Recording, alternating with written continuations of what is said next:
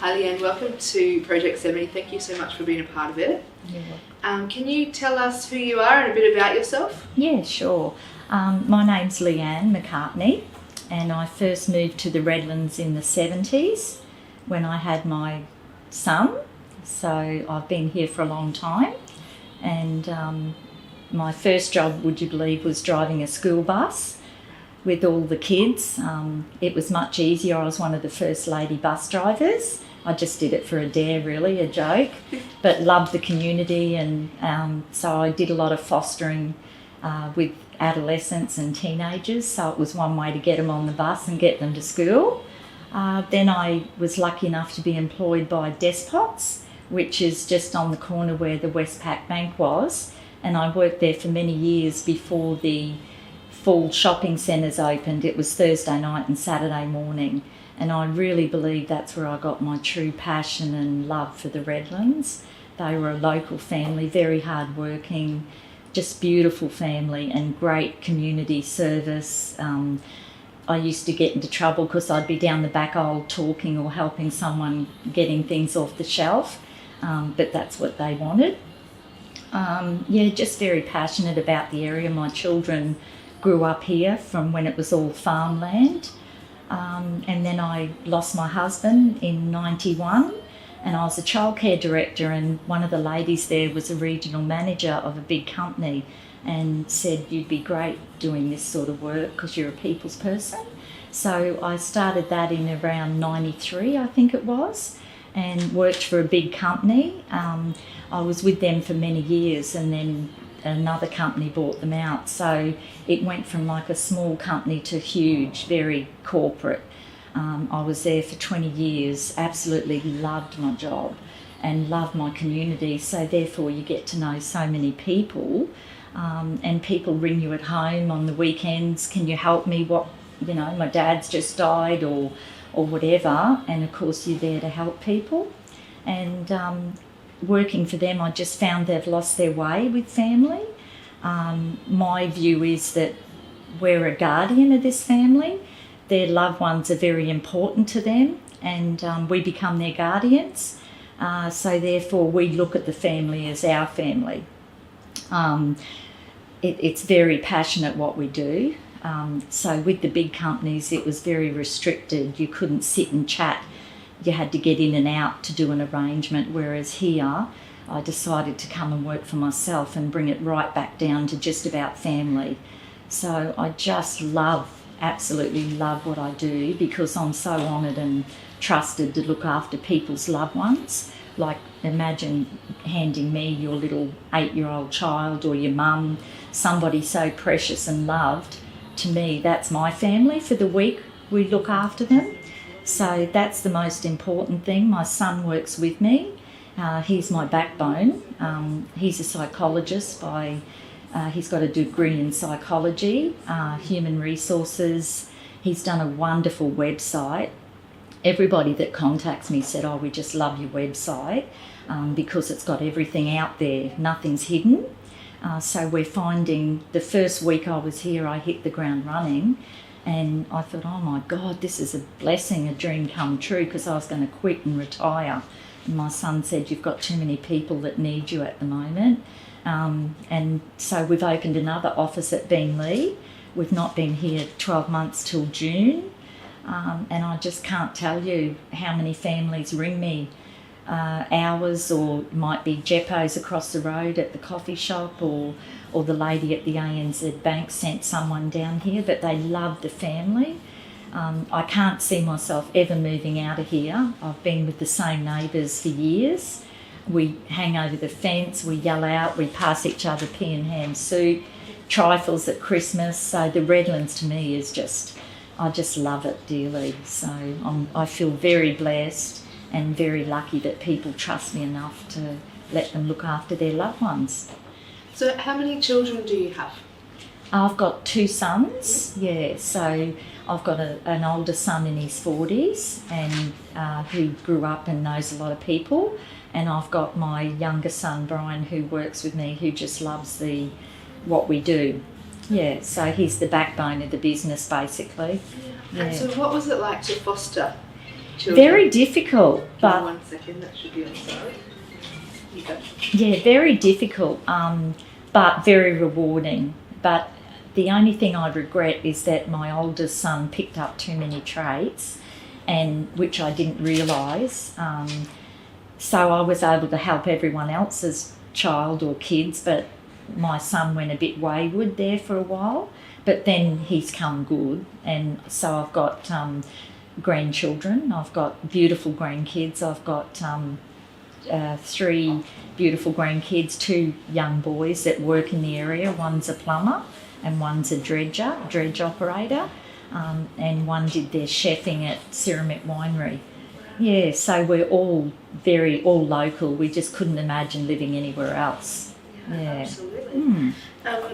So you went from bus driver, Yes. which is obviously a community service as well, Yes. but and did you say childcare? I was a childcare director. I did my diploma in early childhood, which was really good. I did that for 17 years and really enjoyed that. So being in childcare, my husband was an A-grade football player, sailed 18-foot skiffs at Wellington Point and Manly, so you know a lot of people. Yeah, so lots of people, so yeah. And so how did you move into being a funeral director? How did that? When I lost my husband, actually, I'd lost my grandparents and my husband, and the big company that looked after me, because he was only 34, if I could go back now, I'd do the best service. Whereas him being 34, they never double booked the chapel where there was hundreds of people at Mount Thompson, because that was the only one back then. And I thought, this is a disaster. We couldn't get people in. There was a service straight after us, so they just pushed us all out the way. And there was no care or compassion. I just felt like they just didn't really care. And I thought, if I ever get into a job like that, I'll make sure that I do everything for the family. Suggest things, and I'm brutally honest, which is sometimes my downfall, because I can be a bit too brutal, where I think, some of my friends are sensitive, but they all say to me that that's one thing they love about it. I won't tell them something that's not true. Yeah, but, this job's just given me so much. Yeah. What was it like becoming a widow at such a young age? It was awful, because I was late 30s and I wasn't old, but I wasn't young. My youngest son was only 11, and it was really difficult. I had time off at the childcare centre, but when I went back to the childcare centre, the kids just all swarmed, and you called Miss Leanne. So being away and going back there, and all the love and care and hugs and cuddles, and my boss was brilliant. She was just like family. So that was really good. And then the centre sold, and I thought, I need to get out of my comfort zone. And I packed up my bags and went to a mining camp and slogged my insides out scrubbing and cleaning toilets and dongers for 3 years. And then my mum got cancer, and I came back to help look after her. Then my dad died, and I thought, you know what, I'm going to get into this, and got in and did my training in 3 months and graduation, and it went from there. And I did my Cert 3 in funeral director, and just everything I've done I absolutely love. Yeah. So what does being a funeral director mean, or what do you do? Okay, so if anyone loses any loved ones, if they don't know anyone, they'll look up and ring a funeral director. So for me, from the time I get that person on the phone, I want them to know that I care, and I'm going to look after their son, daughter, baby, mum, dad, grandparent like my own. I always ask for their name and talk first, because they're usually upset, and just say, I'm on the other end of the phone, just take all the time you want. And if they engage us as a funeral director, they'll come into the office. We organise the funeral and do everything in the one appointment, so they come in and walk out of here knowing that everything's taken care of and booked. And then we'll get to pick up their loved ones, take them into our care. whether it's from the hospital or the nursing home or wherever. And they stay with us at our day spa, I call it. I don't like calling it a mortuary. I just look at it as a day spa because it's the same. You get your hair washed, you're clean, your fingernails are clean, and you're, presented beautifully for your family if they need to see you. And then we do the funeral, and then once the funeral's over, we organise the death certificate and to deliver the ashes back. When I was with the big company, we weren't allowed to do that because if we delivered the ashes, they're not getting a chance to go into the big crematoriums to sell positions and memorials. So we weren't allowed, whether it was an old lady with no transport, she had to make her way out to get the ashes. So little things, customer service, if Mrs. Smith's having a really rotten day and we only, buried Mr. Smith last week, well, I can say, well, I'm going out for an hour, I'm going to drop in and see Mrs. Smith and have a cuppa, and I can do that. If she's $500 short, I can say, well, we'll deduct that, Mrs. Smith, don't worry about it. So I could never do anything like that. My hands were so tied and restricted, and I had to become corporate or like it or leave. So I left, and it's just the best thing. They've just done me the best favour. Absolutely. Yeah. Now I also know that McCartney also do something called the High School Scholarship Program. These are things, and the Suicide Support Network, they're not normal services that I ever hear about when you're talking about funeral homes and death, I guess. Can you explain to us where they came from and what they do? Yes, well, first of all, the scholarship one, that was my son's idea because he's so passionate about education, and if there's families that have got someone that's very smart and can't get access to books or anything like that, we can donate some money to help them with a scholarship. So that's very important to us as well, to give people a chance. And with the suicide group, my eldest son's lost so many friends through suicide, drug overdoses, and all that sort of thing. So we just thought if we put our hand up and talk about it and make it not a taboo subject, hey, are you thinking about hurting yourself or harming yourself? Come in and have a cuppa, or come and sit down and have a cup of tea. You're important, you're well loved. Don't ever think like that. So it just gives us the ability to not just be a funeral director at the end of life, but to help with life as well. So, yes. How do you feel about death? I used to be terrified of death. I was so frightened of death. I used to think that they'd burn all the bodies together, or cremate. I shouldn't say burn, I hate that word. But they don't. It's very dignified, and the only reason if they take handles off coffins if they're hard that won't burn or cremate.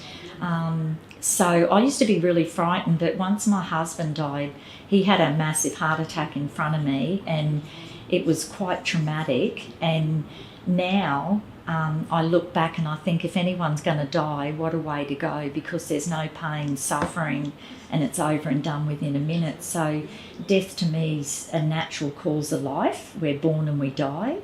And I'm very spiritual. I was brought up Catholic, but I am very spiritual, and I feel lots of love and warmth and messages, and whether it sounds nutty, it's just the way I deal with things. Yeah.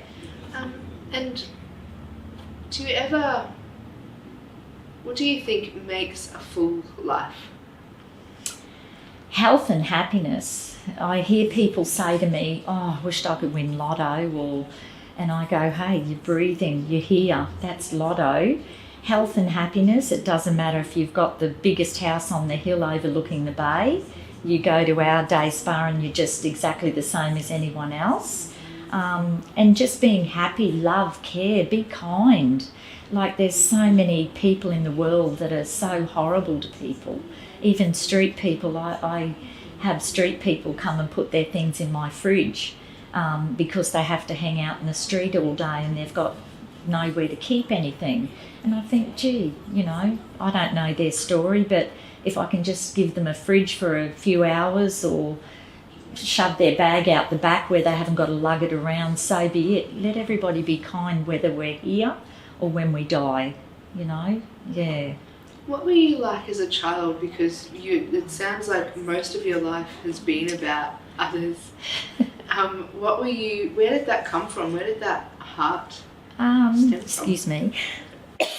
I don't know if it's being the eldest of 5 kids, but I always felt the need to look after my little brothers and sisters. So I think always looking after them, and I've just always had a passion for children, and just like people. I just like helping people. Nothing's too much trouble, I don't feel, for any of us. Yeah. So you have to be there from an emotional source for so many people, especially the families who come to you who've lost somebody. How do you do self-care, or how do you look after yourself emotionally? Well, we've got a little beach shack at Coochie over at the island. If I get really, really clogged and brain foggy, I'll go there. I go and sit there. It's at Red Rock. It's the most beautiful healing place where the Aboriginal people, Indigenous people used to go there, our first Australians, and they used to roll around in the red mud, and then they'd canoe back to Straddie and feel so good. That's one of my greatest passions. Or I'll go down to the lighthouse, and I did that for many years after my husband died, and I just look at the water and hear it crashing in and think what a beautiful world, and you know, what a lovely place we're in. Yeah. What do you love about the Redlands? I just love that you can walk up the street and it takes me an hour to go from here to get my lunch, because you know so many people. You might see a lady struggling to do something, you can help her and she's so grateful. I used to live at Bulimba and you'd walk up Oxford Street now and you don't know anybody. So this is just like back in time, but such a beautiful area. And we're surrounded by water, but the people, the community, it's just absolutely wonderful. Yeah, so a beautiful place, lovely people. Yeah. Is there anything else you'd like to add?